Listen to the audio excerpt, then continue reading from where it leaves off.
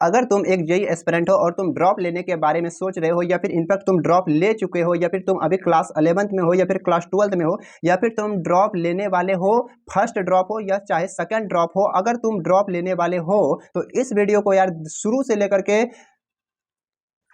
पूरी अंत तक देखना, क्योंकि इस वीडियो में मैं तुमको बताने वाला हूं कि मैंने ड्रॉप ईयर में जो जो मैंने मिस्टेक किया था, और majority of the JEE aspirant जो जो मिस्टेक करता है, हर एक मिस्टेक को यार मैंने यहाँ पे एक पेजेस में मैंने यहाँ पे लिख रखा है। टोटल यहाँ पे 20 पॉइंट्स है, और जो यहाँ पे सारे के सारे पॉइंट्स को यार मैंने यहाँ पे बताने वाला हूँ कि कौन कौन से मिस्टेक है जो कि एक majority of the JEE aspirant करते हैं, और मैं भी वो गलतियां मैंने किया था। अगर तुम ये गलतियां नहीं करते हो, तुम अपना ड्रॉप ईयर को बेस्ट होने से बचा सकते हो, और तुम एक अच्छे आईआईटी या फिर एक अच्छे एनआईटी में अपना सिलेक्शन डेफिनेटली यार पक्के कर सकते हो। अगर तुम इस वीडियो को शुरू से लेकर के अंत तक नहीं देखते हो तो इससे मेरा कुछ भी नुकसान नहीं होने वाला है। अंत में आज से 5 से 6 महीने के बाद भाई तुम्हारा ही नुकसान होने वाला है, क्योंकि अभी तुम ड्रॉप ईयर की जर्नी को स्टार्ट करने वाले हो, या फिर जर्नी को स्टार्ट कर दिए हो, और जो जो तुम प्रॉब्लम फेस करने वाले हो ना, या फिर जो जो तुम मिस्टेक करने वाले हो, वो सारे के सारे यार मैंने एक कॉपी में यहाँ पे मैंने एक पेज में मैंने नोट मैंने लिख करके लिख लिया है तुम्हारे लिए, जो मैंने किया था। जो majority of the JEE aspirant जो करते हैं मिस्टेक, अगर तुमको ये पहले से पता होगा कि यार ये मुझे गलतियां नहीं करने हैं, राइट, ये गलतियां करने से भाई सिलेक्शन नहीं होता है, तो भाई तुम वो गलतियां नहीं करोगे, ड्रॉप ईयर वेस्ट होने से तुम बचा सकते हो। या फिर क्लास 11th में हो या क्लास 12th में भी हो, जो भी तुम क्लास में हो यार, उस क्लास को अपना बेस्ट होने से बचा सकते हो, राइट। तो इसलिए भाई इस वीडियो बहुत बहुत ज़्यादा इंपॉर्टेंट होने वाला है, इसलिए मैं हम्बल रिक्वेस्ट करता हूं कि भाई इस वीडियो को शुरू से लेकर के अंत तक देखना, ठीक। तो चलो फाइनली वीडियो को करता हूं स्टार्ट। जो हमारा आज का टॉपिक है उस पर हम लोग वीडियो से स्टार्ट करते हैं। पहला पॉइंट है यार, less number of study hour. मेरा ड्रॉप ईयर वेस्टेड होने का सबसे बड़ा जो रीजन है यार, वो है less number of study hour. क्योंकि देखो यार, आईआईटी जेई के लिए जितना ज़्यादा रिक्वायर्ड होता है स्टडी आवर के लिए, यानी कि अगर तुम बोलोगे कितने घंटे हमें पढ़ने चाहिए, देखो यार घंटे मैटर नहीं करते हैं, लेकिन एक इतना घंटे जरूर मैटर करता है। देखो यार, मिनिमम 8 आवर तो देखो भाई पढ़ना ही पड़ेगा, अगर तुम आईआईटी या फिर किसी भी एग्जाम के लिए यार, नॉट केवल आईआईटी जेई के लिए, बल्कि आप किसी भी एग्जाम के लिए, कॉम्पिटेटिव एग्जाम की प्रिपरेशन कर रहे हो, अगर आप उसमें तुम सफलता अगर तुम चाहते हो, तो एटलीस्ट भाई 8 घंटे तो आपको पढ़ना ही पड़ेगा। और मैक्सिमम देखो, मैक्सिमम तुम जितना पढ़ सकते हो, मैक्सिमम 11 से 12 घंटा, या फिर मिनिमम 8 घंटा, और वो भी जो 8 घंटे होते हैं वो भी बिल्कुल सही दिशा में पढ़ना पड़ेगा। देन जाकर के जिस भी एग्जाम की तुम प्रिपरेशन कर रहे हो, उस एग्जाम में तुम्हें सफलता मिलने वाला है। तो पहला पॉइंट क्लियर हो गया यार कि less number of study hour, यानी कि मिनिमम आपको 8 घंटे पढ़ना पड़ेगा, इंक्लूडिंग क्लासेस। भाई क्लासेस मिला करके और सेल्फ स्टडी मिला करके कम से कम 8 घंटे तो पढ़ना पड़ेगा डेली। और दूसरी नंबर जो पॉइंट है वो है इनकंसिस्टेंट। अगर तुम किसी भी चीज़ को यार आज स्टार्ट करते हो, आज से क्या 5 से 6 दिन या 10 दिन या 20 दिन के बाद क्या वो तुम सेम चीज़ों को तुम कर पा रहे हो। अगर मान लो कि भाई इनकंसिस्टेंट का मतलब होता है कि अगर तुमने सोचा कि हमें कल सुबह हमें 5 बजे जग करके सुबह पढ़ना है, कल तुम जग गया, परसों जग गया, तरसों जग गया, क्या तुम वो सेम काम क्या तुम अगले 10 दिन 20 दिन 1 महीने के लिए कर पा रहे हो? इसी को बोलते हैं भाई इसी को बोलते हैं कंसिस्टेंसी, राइट। तो भाई कंसिस्टेंसी बनाए रखना पड़ेगा। अगर तुम कोई क्वेश्चन प्रैक्टिस ही कर रहे हो या पीवाईक्यू कर रहे हो, तो उसमें आपको कंसिस्टेंट रहना पड़ेगा। जो आज तुम काम कर रहे हो वो कल परसों लगातार 10 दिन 20 दिन तक आपको करना पड़ेगा। कंसिस्टेंसी बहुत ज़्यादा इंपॉर्टेंट होता है किसी भी फील्ड में यार, नोट केवल आईआईटी जेई या फिर किसी एग्जाम, बल्कि किसी भी एग्जाम के लिए। अगर तुम यूट्यूब के लिए वीडियो बना रहे हो, आज तुम वीडियो बनाओ, कल बनाओ, परसों नहीं बनाओ, 10 दिन के बाद तुम नहीं बना रहे हो, तो फिर वो उसमें फिर कोई सफलता मिलने के कोई चांसेस नहीं होता। इसलिए कंसिस्टेंसी बहुत ज़्यादा इंपॉर्टेंट होता है किसी भी फील्ड में। और तीसरी नंबर जो पॉइंट है यार, वो है लेक ऑफ क्वेश्चन प्रैक्टिस। यानी कि देखो यार, आईआईटी जेई में या फिर नीट में केवल यार लेक्चर देखने से सिलेक्शन नहीं होता है, राइट। आपको क्वेश्चन प्रैक्टिस बहुत ज़्यादा करना पड़ेगा। इनफैक्ट आपको लेक्चर देखने से ज़्यादा आपको क्वेश्चन प्रैक्टिस पे ध्यान देना पड़ेगा, क्योंकि एट द एंड आपको क्वेश्चन प्रैक्टिस से ही सिलेक्शन होता है, ना कि केवल लेक्चर देखने से, केवल वीडियो देखने से सिलेक्शन नहीं होता है। क्वेश्चन प्रैक्टिस से होता है सिलेक्शन। लेक्चर देखना भी इंपॉर्टेंट है, लेकिन लेक्चर देखना आपके प्रिपरेशन को केवल 30% आपके रोल अदा करता है, लेकिन आपके 50% आपके क्वेश्चन प्रैक्टिस से डिसाइड करता है कि आपका सिलेक्शन होगा या नहीं होगा। 50 हो गया, और आपके 20% कर सकते हो यार लेक्चर, 70% हो गया, और 30% हो जाता है यार मॉक टेस्ट की। तुम मॉक टेस्ट दे रहे हो नहीं दे रहे हो, और मॉक टेस्ट से देना ही केवल सफिशियंट नहीं है, बल्कि उसको एनालिसिस करना भी सफिशियंट है, वो सफिशियंट माना जाता है। अब कहोगे कि क्वेश्चन प्रैक्टिस में हम क्या करें, तो भाई देखो, अगर तुम जेई मेंस के लिए प्रिपरेशन कर रहे हो, तो सबसे ज़्यादा इंपॉर्टेंट होता है यार प्रीवियस ईयर क्वेश्चन। यानी कि जेई मेंस का पीवाईक्यू आज तुम देखो कि कोई भी एग्जाम होता है तो यार 10 शिफ्ट में होता है, और 10 शिफ्ट में एक शिफ्ट में लगभग 75 क्वेश्चन आता है, तो आता है, और एक सेशन में टोटल 10 शिफ्ट होता है, और यानी कि 2 सेशन होता है, यानी कि टोटल 20 शिफ्ट होता है, और एक शिफ्ट में टोटल 75 क्वेश्चन आता है। तो सोच सकते हो कितना सारा क्वेश्चन होता है। तो उसी क्वेश्चन को अगर तुम भाई एक क्वेश्चन को अगर तुमने 3 से 4 बार अगर कर लिया ना, तो भाई उसी से क्वेश्चन रिपीट होता है, मैक्सिमम क्वेश्चन भाई उसी से रिपीट होता है। यानी कि सबसे ज़्यादा बेस्ट रिसोर्सेस अगर जेई मेंस के लिए अगर कुछ है तो भाई वो जेई मेंस के लिए, तो वो केवल और केवल जेई मेंस का पीवाईक्यू है। उससे ज़्यादा कुछ भी और चीज़ करने की आवश्यकता नहीं है। और सबसे बड़ी मिस्टेक जो करता है जेई एस्पिरेंट एक अपने जर्नी में, वो होता है कि यार जो हमारा जो 5वां पॉइंट है, not giving mock test, right. ये वो यार मॉक टेस्ट ही नहीं देते हैं। वो सोचते हैं कि मतलब मेरी भी सबसे बड़ी यही गलती थी ड्रॉप ईयर में, कि भाई एक बार तुम सोचे वो ना कि भाई ये मेरा चैप्टर खत्म हो जाए, या फिर एक बार मेरा सिलेबस खत्म हो जाए। भाई ना तो चैप्टर कभी खत्म होता है, ना तो कभी सिलेबस खत्म होता है, राइट। आपको मॉक टेस्ट देना पड़ेगा, यानी कि 10 दिन या 12 दिन में एक मॉक टेस्ट दो। जितना भी आपका सिलेबस कंप्लीट है, एक मॉक टेस्ट दो, और उस मॉक टेस्ट को एनालिसिस करो कि भाई ये क्वेश्चन हमको आता था, जो क्वेश्चन आता था वो क्वेश्चन गलत क्यों हुआ, ठीक है। जो क्वेश्चन नहीं आता था उस पर तो कोई बात ही नहीं करना, लेकिन जो क्वेश्चन आता था वो क्यों गलत हुआ, उस पर उसको एनालिसिस करो, राइट। पॉइंट जो है वो है नोट मेकिंग शॉर्ट नोट। देखो भाई, कोई भी चैप्टर अगर तुम पढ़ रहे हो, मैं सबसे पहले मैं बताता हूँ कि शॉर्ट नोट बनाना क्यों जरूरी है, राइट। देखो जब देखो तुमको इतना पता है कि भाई जेई मेंस का जो है, या फिर नीट का ही सिलेबस जो है वो बहुत बड़ा है, राइट। क्लास 11th है, क्लास 12th है, और इसमें इतने सारे टोटल 75 चैप्टर होते हैं। अब टोटल 75 चैप्टर होते हैं, और मान लो कि तुम्हारा एग्जाम है, तो भाई अब कैसे रिवीजन करोगे? इतना मोटा जो तुम नोट्स जो बना रहे हो, क्या इसके तुम रिवीजन कर पाओगे? नहीं कर पाओगे ना, राइट। तो इसलिए भाई शॉर्ट नोट्स बनाना बहुत ज़्यादा इंपॉर्टेंट होता है। नोट केवल केमिस्ट्री में, बल्कि चाहे फिजिक्स हो, चाहे मैथ हो, चाहे केमिस्ट्री हो, हर तीनों सब्जेक्ट में तुमको हर चैप्टर का शॉर्ट नोट्स बनाना पड़ेगा। शॉर्ट नोट्स बनाने का मतलब होता है कि यार जो भी तुमको इंपॉर्टेंट पॉइंट लगता है, राइट, जैसे कि कोई भी फॉर्मूला है, वो फॉर्मूला को तुम लिख लो, और उससे जो भी मतलब जो इंपॉर्टेंट थ्योरी वगैरह उसको तुम लिख लो, ताकि जो क्वेश्चन में मैक्सिमम अप्लाई होता है, और जिससे तुम लास्ट टाइम पे, जैसे कि मान लो कि 2-3 दिन में तुम्हारा जेई मेंस का एग्जाम है, तो अब तुम यार इतने मोटे नोट्स बुक को तुम थोड़ी ना यार इसको रिवीजन कर पाओगे, और तुम कर भी नहीं पाओगे। लास्ट में इतना ज़्यादा प्रेशर होता है कि इतना पूरे नोट बुक को तुम रिवीजन नहीं कर पाओगे।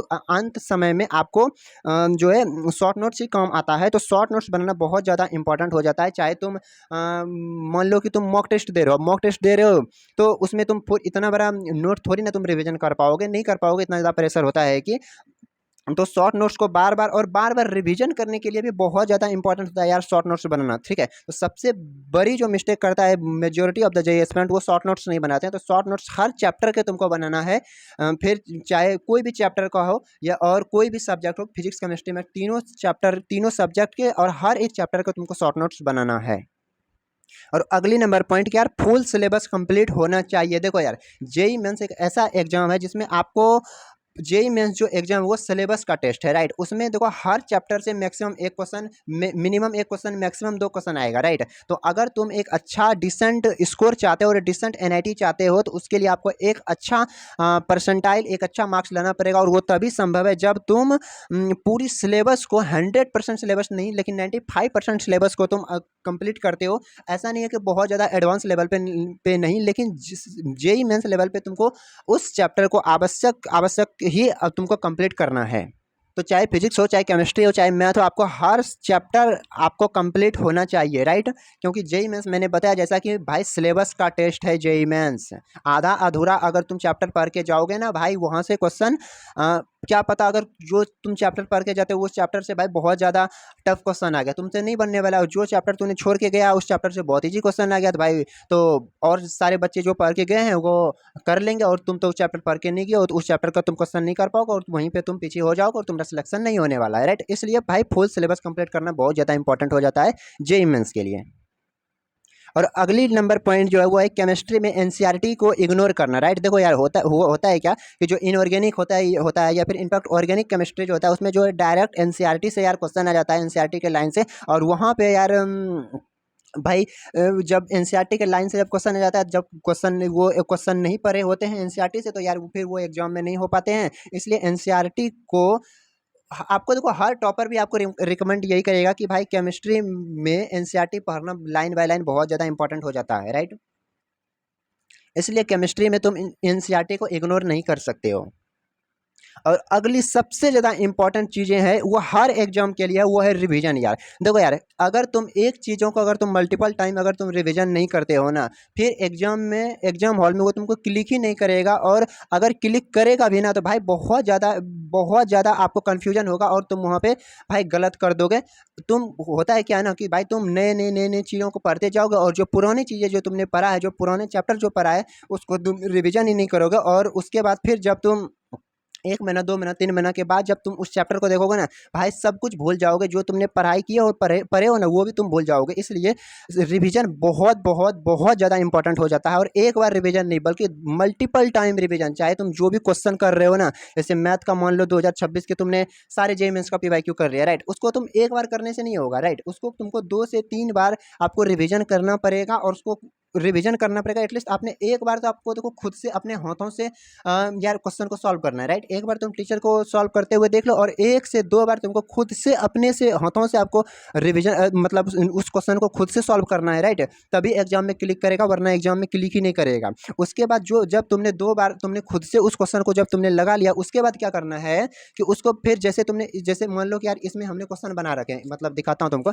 इसमें मान लो हमने इस ऐसे नोटबुक में हमने क्वेश्चन बना रखा। अब इसको क्या करना है, मतलब इसको बस देखते जाना इस क्वेश्चन को, हाँ भाई ऐसे ऐसे हमको इस क्वेश्चन को अप्रोच करना है, ऐसे इस क्वेश्चन को बनाना है, राइट। उसको फिर क्वेश्चन को खुद से सॉल्व नहीं करना है। 2 बार तुमने कर लिया, उसके बाद फिर क्या करना है कि क्वेश्चन को बस देखना है, भैया ये फॉर्मूला है, ये लगाना है, उसके बाद आंसर आ जाएगा, राइट। तो बस आपको ये करना है मल्टीपल टाइम बार। और अगला जो पॉइंट है वो भी बहुत ज़्यादा इंपॉर्टेंट पॉइंट है कि यार मल्टीपल बैचेस और मल्टीपल टीचर को यार फॉलो करना। देखो यार, जितने तुम कम लिमिटेड रिसोर्सेस रखोगे ना, और जितने कम लिमिटेड रिसोर्सेस रखोगे और उसको मल्टीपल टाइम बार रिवीजन करोगे, उससे सिलेक्शन होने का चांसेस बहुत ज़्यादा होता है। इनफैक्ट सिलेक्शन होता है उसी से, अगर तुम मल्टीपल बैचेस को फॉलो करोगे। जैसे कि यार पीडब्ल्यू का बैच होता है, पहला ड्रॉपर के लिए प्रयास 1.0 होता है, फिर प्रयास 2.0 होता है, फिर प्रयास 3.0 होता है, और उसके उसमें भाई मल्टीपल टीचर होते हैं, राइट। तो अगर तुमने अपना जर्नी स्टार्ट किया, मैं खुद का बात बताता हूँ। 21 अप्रैल से यार प्रयास 1.0 का बैच स्टार्ट हुआ था, तो मैंने उससे पढ़ाई किया, 10 दिन 15 दिन मैंने पढ़ाई किया। उसके बाद फिर जून में आ गया प्रयास 2.0 का बैच। उसके बाद फिर मैंने वहाँ से पढ़ना स्टार्ट कर दिया, राइट। मैथ मैंने वहाँ से मैंने पढ़ना स्टार्ट किया। उसके बाद फिर वहाँ से भी मैं कंसिस्टेंट नहीं रह पाया, वहाँ से भी मेरा आधा अधूरा तैयारी हो गया, जिसके कारण से यार मेरा जो है ड्रॉप ईयर भी मेरा एक तरह से कह सकते हो कि वेस्टेड हो गया, राइट। तो यार इसलिए मल्टीपल बैचेस को फॉलो नहीं करना है, किसी एक बैच को पकड़ो और एक टीचर को पकड़ो, राइट, थ्योरी के लिए, राइट, थ्योरी के लिए। बाकी क्वेश्चन प्रैक्टिस तुम जितने टीचर से कर सकते हो, जिसका तुमको क्वेश्चन प्रैक्टिस करने का अप्रोच, जिस टीचर से तुमको क्वेश्चन जल्दी क्लिक किया करे, उस टीचर से क्वेश्चन प्रैक्टिस देखो। वरना अगर तुमको थ्योरी पढ़ना है, बैचेस में पढ़ना है, तो किसी एक टीचर को यार फॉलो करो, राइट, और कोई एक बैच फॉलो करो। और सबसे ज़्यादा इंपॉर्टेंट ये भी है कि यार नोट्स मेकिंग में टाइम वेस्ट करना और प्रैक्टिस नहीं करना। होता है क्या है ना कि यार मतलब कि तुम नोट्स से बना रहे हो, मतलब पहले तो तुम 6-7 घंटे की तुम लेक्चर देखते हो, राइट। उसके बाद फिर तुम क्या करते हो, उसका 3 से 4 घंटे में नोट्स बनाते हो। 8-9 घंटे तुम पढ़ लिए, लेकिन क्या वो सही दिशा में तुमने मेहनत किया? देखो भाई, किसी भी एग्जाम में ना केवल पढ़ने से नहीं होता है, या फिर सही दिशा में मेहनत करने से, सही दिशा में पढ़ने से होता है, राइट। अगर तुम केवल लेक्चर ही देख रहे हो, नोट्स बना रहे हो, मैं नहीं कहता हूँ कि ये ज़रूरी नहीं है, ज़रूरी है, लेकिन उससे भी ज़्यादा ज़रूरी है यार क्वेश्चन का प्रैक्टिस करना, क्योंकि एग्जाम में ना क्वेश्चन आएंगे। किस टीचर से तुमने पढ़ा, राइट, तुमने कितना खूबसूरत नोट्स बनाए हो, कितने पेन से तुमने नोट्स बनाए हो, ये एग्जाम में नहीं आते हैं। एग्जाम में अल्टीमेटली क्वेश्चन आते हैं, और क्वेश्चन को तुमको सॉल्व करना पड़ेगा। अगर तुम क्वेश्चन को सॉल्व कर दिए तो फिर आप तुमको +4 मिलेगा। जेईई मेंस के लिए बात कर रहा हूँ। अगर तुम नहीं कर पाए तो आपको 0 नंबर मिलेगा। अगर तुम गलत कर दिए तो -1 नंबर मिलेगा, राइट। तो इसलिए भाई आपको मैक्सिमम समय अपना क्वेश्चन प्रैक्टिस पे ज़्यादा ध्यान देना है। और मैंने बता दिया क्वेश्चन प्रैक्टिस के लिए बेस्ट रिसोर्सेस होता है यार जेईई मेंस का पीवाईक्यू। यहाँ पे मैं एक चीज़ और मैं बताना चाहूँगा कि यार नोट्स मेकिंग में देखो कैसे तुम अपना टाइम बचा सकते हो। अगर तुम एक ड्रॉपर हो, राइट, तो पहले से तो कुछ तुमने पढ़ रखे हो, राइट। तो उसको क्या करो कि जो मतलब तुम पढ़ रहे हो उसको तुम एक शॉर्ट नोट्स बना लो। मैंने बताया ना कि जो देखो ऑनलाइन पढ़ने का सबसे बड़ा फायदा तो ये होता है कि यार पैनल पीडीएफ मिल जाता है। पैनल पीडीएफ मिल जाता है, उसको तुम संभाल के रखो। और बाकी जो उसमें से जो इंपॉर्टेंट चीज़ें जो तुमको लगता है, राइट, जैसे कि यार मॉडर्न फिजिक्स पढ़ते हो तो वहाँ पे एनर्जी का फॉर्मूला हो गया कि यार मॉडर्न फिजिक्स में एस सी बाय लैम्डा होता है, राइट। तो उसको तुम लिख लो, और बाकी फिर उसको तुम लिख लो केवल इंपॉर्टेंट पॉइंट, और जो इंपॉर्टेंट जो फॉर्मूला है उसको तुम लिख लो, और बाकी तुम क्वेश्चन प्रैक्टिस पे ज़्यादा मैक्सिमम फोकस करो। और अगला पॉइंट है कि पढ़ते बहुत कुछ है, पर एग्जाम टाइम या फिर एग्जाम हॉल में वो हमको याद ही नहीं आता। तो भाई इसका सबसे बड़ा रीज़न मैंने बोला ना कि इसका सबसे बड़ा रीज़न है कि यार बार बार एक ही चीज़ को प्रैक्टिस नहीं करना, और एक ही चीज़ों को बार बार मल्टीपल टाइम रिविजन नहीं करना। ये सबसे बड़ी ड्रॉबैक है किसी भी। तो इसका सबसे बड़ा मेन जो रीज़न है वही है कि एग्ज़ाम हॉल में याद नहीं आता, या फिर हमको एग्ज़ाम टाइम पे पढ़ते बहुत कुछ है पर याद नहीं रहता। तो वही मैंने बोला ना कि आपको भाई शुरू से आपको रिवीजन करते करते जाना। ये नहीं कि एक बार हमने कोई चैप्टर पढ़ लिया, मान लो कि तुमने काइनेमेटिक्स पढ़ लिया या फिर इलेक्ट्रोस्टैटिक्स पढ़ लिया, राइट, वेक्टर थ्योरी पढ़ लिया मैथ में, जीओसी तुमने केमिस्ट्री में पढ़ लिया, एक बार तुमने पढ़ लिया, नोट्स वगैरह अच्छे से बना लिया, लेकिन तुमने उसको रिवीजन ही नहीं किया, तो भाई क्या फ़ायदा हुआ पढ़ने का यार, बताओ। जब उस चैप्टर का तुमसे क्वेश्चन एग्जाम में बन ही नहीं रहा है, उस एग्जाम में तुमको वो चीज़ क्लिक ही नहीं कर रहा है, फिर क्या फ़ायदा। अल्टीमेटली यार हम पढ़ते तो इसलिए है ना ताकि एग्जाम में क्वेश्चन बने, राइट, हम एक अच्छा मार्क्स ला सके जिससे हम एक अच्छे कॉलेज में जा सकते हैं। और सबसे बड़ी इंपॉर्टेंट बात ये है कि ओनली लेक्चर देखना, 6 से 7 घंटे का लेक्चर देखना। जैसे कि तुमको पता है कि यार ऑनलाइन बैचेस में क्या होता है, प्रयास सबका जो भी बैचेस होता है उसमें भाई 3 क्लासेस पर डे होता है, 6 से 7 घंटे तक उसमें लेक्चर ही चलता है। और तो 6 से 7 घंटे लेक्चर देखना, और उसमें भी देखो होता है क्या है ना, सबसे बड़ा बात कि एक दिन तुमने मिस कर दिया, तुमको 3 बैकलॉग बन जाएगा। अब भाई 3 बैकलॉग 7 घंटे का, और फिर उस दूसरे दिन भी 7 घंटे का लेक्चर होगा, तो कैसे मैनेज करोगे भाई। अगर तुम एक ड्रॉपर हो, राइट, और तुमने अपना प्रिपरेशन ठीक-ठाक लेवल पे तुमने पहले कर रखे हो 11-12 में, तो भाई बैचेस से पढ़ने की कोई आवश्यकता नहीं है, राइट? क्योंकि अब मैं बैचेस से नहीं पढ़ूँ तो मैं कैसे पढ़ूँ? तो भाई ध्यान से सुनना, आपको अल्टीमेटली यार स्कोर ही करना है ना यार। जेईई मेंस में आपको, जेईई मेंस के लिए मैं बता रहा हूँ, राइट? अगर तुम जेईई मेंस के लिए केवल अगर तुम प्रिपरेशन कर रहे हो, तुम चाहते हो हम एक डिसेंट एनआईटी चला जाऊँ, राइट? जिससे हम मेरा एक अच्छा 160 170 मार्क्स तक आ जाए, जिससे हम एक डिसेंट एनआईटी चला जाऊँ, तो भाई लिटरली बता रहा हूँ बैचेस से पढ़ने की कोई आवश्यकता नहीं है। आप कहोगे नहीं पढ़े तो भाई कैसे पढ़ें? इसके लिए हम लोग फिजिक्स, केमिस्ट्री, मैथ के लिए, तीनों के लिए हम लोग एक अलग से हम स्ट्रेटजी हम लोग बनाएँगे, राइट? और उसमें मैं बताऊँगा कौन से रिसोर्सेज़ को फॉलो करना है, क्या करना है, जिससे हम फिजिक्स में कम से कम एटलीस्ट 70 नंबर ला सकते हैं, केमिस्ट्री में 70 नंबर ला सकते हैं, और मैथ में 50 नंबर ला सकता हूँ। मैं बेस्ट रिसोर्सेज़ बताने वाला हूँ, और कैसे लाया जा सकता है, best strategy, best road map मैं बताने वाला हूँ, राइट? तो कुछ दिनों में वो भी वीडियो आ जाएगा, इसलिए मैं बोल रहा हूँ इस चैनल को भाई सब्सक्राइब कर लो। इस चैनल पे बहुत कुछ आने वाला है, बहुत न्यू कंटेंट आने वाला है, राइट? तो इसलिए इस चैनल को यार सब्सक्राइब कर लो। और अगला बार देखो, अगला जो हमारा पॉइंट है वो है कि यार देखो, ड्रॉप ईयर में आपको केवल 7-8 महीने मिलते हैं, और वो एक स्पेसिफिक टाइम होता है, और उसमें तुमको वही साल यार डिसाइड करता है कि यार तुम्हारा कैसा करियर होगा, राइट? तुम कौन से कॉलेज जाने वाले हो। तो अगर तुम अपना टाइम वेस्ट करते हो, राइट, टाइम वेस्ट तुम सोशल मीडिया या फेसबुक, इंस्टाग्राम, और तुम किसी गेम गेम वगैरह खेलते हो, तो भाई क्या तुम यार 7-8 महीने के लिए उतना उसको नहीं त्याग सकते हो क्या यार, बताओ। मतलब यार, मतलब 1 साल को अगर तुम त्याग करके, मतलब मैं नहीं कहता हूँ कि यार देखो अब लाइफ़ ही जीना छोड़ दो, मतलब थोड़ा करो बट थोड़ा कम। जैसे अगर तुम मतलब कोई कुछ भी यूज़ कर रहे हो जैसे इंस्टाग्राम वगैरह, तो 15 से 20 मिनट या मैक्सिमम आधा घंटा तक यार एक होता है कि यार चलो आज का जो हमारा टारगेट है उसको हमने कंप्लीट कर दिया, चलो अब थोड़ा समय मिल रहा है तो हम लोग यूज़ कर लें, तो वो एक दुःख होता है। लेकिन अगर तुम यार इसको छोड़ करके अगर तुम इस सब में टाइम वेस्ट करते हो कि यार हम 3 से 4 घंटा दिन का फ्री फायर खेलते हैं, यार 3 से 4 घंटा हम इंस्टाग्राम पे बर्बाद करते हैं, तो भाई इससे तो कभी भी जीवन में सफल नहीं हो पाओगे। ये बहुत बड़ी कड़वी बात है यार, राइट? आईआईटी जेईई क्या भाई, कोई भी एग्जाम या फिर किसी भी फील्ड में तुम सफल नहीं हो पाओगे जब तक नहीं तुम अपने जो तुम काम कर रहे हो उसके लिए कम से कम 8 से 10 घंटा अगर तुम उस चीज़ के लिए काम नहीं करोगे ना, अगर तुम टाइम वेस्ट करोगे ना, तो भाई तुम लाइफ में ही सफल नहीं हो पाओगे, राइट? और देखो सबसे बड़ी इंपॉर्टेंट बात कि यार एक देखो फिक्स्ड रूटीन होना चाहिए, ठीक है? अगर तुम चाहे सो रहे हो या फिर जग रहे हो, एक इसका फिक्स्ड टाइम होना चाहिए, राइट? अगर तुम क्लासेस कर रहे हो या फिर तुम कोई भी चीज़ कर रहे हो, उसका फिक्स्ड टाइम होना चाहिए, राइट? जैसे कि तुम आज भाई तुमने कहा कि हम 6 बजे सो के जगेंगे, अब 6 बजे तुम आज सो के जग गया, लेकिन कल तुम 8 बजे सो करके जग रहे हो, राइट? तो यार इसका कोई भी सेंस नहीं बनता है। मतलब कोई एक चीज़ यार, एक चीज़ पे फिक्स्ड रहना बहुत ज़्यादा इंपॉर्टेंट। और देखो भाई, अगर तुम सीरियस नहीं होते हो ना यार, अगला पॉइंट हमारा ये है कि सीरियसनेस। अगर तुम सीरियस नहीं होते ना अपने जेईई जेईई प्रिपरेशन के लिए, या फिर जिस भी फील्ड में तुम हो, या फिर यार अगला है यार हमारा सीरियस। देखो भाई, अगर तुम जेनुइनली अगर तुम सिलेक्शन चाहते हो ना भाई, तो तुमको सीरियस होना पड़ेगा, राइट? अगर केवल यार देखो कंफर्ट जोन में रहने से सिलेक्शन नहीं होता है भाई, राइट? इतना कम चांसेस है सिलेक्शन होने का, राइट? 15-16 लाख बच्चे जेईई का एग्जाम देते हैं, उसमें से कितने भाई सीटें हैं? 40-50 हज़ार सीटें हैं, 50 हज़ार तक मान सकते हो। तो भाई कितना कम सिलेक्शन का चांसेस है, तो भाई कंफर्ट जोन में रह करके तो सिलेक्शन नहीं होगा भाई, सीरियस होना पड़ेगा, राइट? और क्या यार, मेहनत देखो सही दिशा में करने से सिलेक्शन होता है, ऐसे किसी भी रैंडम चीज़ों को पढ़ने से नहीं होता है, राइट? तो भाई आज का वीडियो यहाँ पे कंप्लीट होता है, राइट। तो मैंने जो भी मैंने देखो पॉइंट्स मैंने बताया, लगभग मैंने 15-16 पॉइंट्स बताया। तो आई होप यार, और देखो ये मैंने जो भी बनाया, जो भी मैंने बताया, इसको यार कहीं नोट्स करके रख लेना अपने स्टडी टेबल पे जहाँ पे तुम पढ़ते हो, राइट। जैसे देखो मैंने यहाँ पे जो भी मैंने यहाँ पे देखो देख देख लो, मेरे सारे पॉइंट्स को मैंने यहाँ पे लिख रखा हूँ, राइट। तो इसी तरीके से तुमको भी लिख करके मैंने सारे पॉइंट्स मैंने बोल दिया हूँ, सारा पॉइंट्स को लिख करके दीवार पे चिपका देना, राइट। ताकि पता चलेगा भाई ये मैं गलतियाँ कर रहा हूँ, ये गलतियाँ अगर मैं करूँगा तो भाई मेरा सिलेक्शन नहीं होने वाला है। तो भाई देखो सब्जेक्ट वाइज स्ट्रेटजी आ रहा है इस चैनल पे, राइट। इसलिए चैनल को सब्सक्राइब कर लो, चाहे फिर क्लास 12th में हो या फिर ड्रॉपर हो। इस साल 2027 में अगर तुम जेईई का एग्जाम देने वाले हो तो बेस्ट स्ट्रेटजी हर चैप्टर का हर सब्जेक्ट का आ रहा है, चाहे फिर फिजिक्स हो, चाहे केमिस्ट्री हो, चाहे मैथ हो। सबसे पहला वीडियो आएगा हमारा मैथमेटिक्स का। तो इसलिए चैनल को सब्सक्राइब कर लो भाई। तो मिलते हैं किसी नेक्स्ट वीडियो में।